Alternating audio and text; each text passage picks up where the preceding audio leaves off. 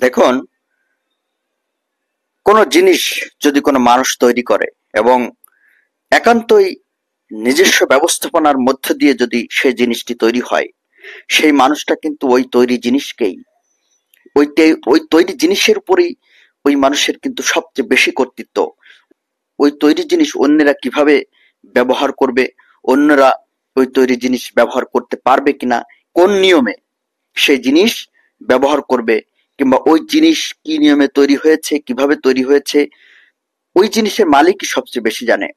তেমনি এই বিশ্ব চরাচর, এই পৃথিবী মহান আল্লাহ রাব্বুল আলামিন সৃষ্টি করেছেন। তিনি যদি বলেন যে এই পৃথিবীতে তিনিই সবচেয়ে কর্তৃত্বের অধিকারী, তাহলে তা কি মিথ্যা? তা কখনোই মিথ্যা নয়, কারণ তিনি এই মহাবিশ্ব, মহাকাশ, মহাবিশ্ব সৃষ্টি করেছেন।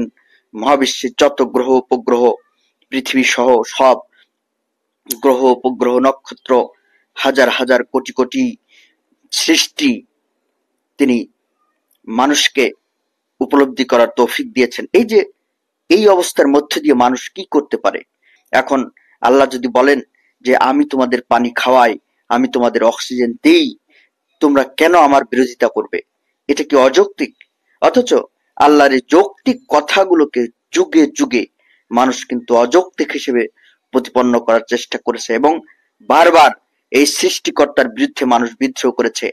কারণ মানুষের স্বভাবই হলো সত্যকে অস্বীকার করা। আর এই সত্যকে স্বীকার করার সৌভাগ্য যাদের হয়েছে, যারা আল্লাহকে একমাত্র রিজিকদাতা, আইনদাতা, পালনকর্তা হিসেবে মেনে নিতে মনে তাদের মেনে নিতে সায় দিয়েছে, তারাই একমাত্র উৎকৃষ্ট সৃষ্টি। এজন্য আল্লাহ রাব্বুল আলামিন বলছেন যে আমি তোমাদেরকে পানি দিয়েছি, এই পানি তোমরা কি তৈরি করো না, আমি তৈরি করি।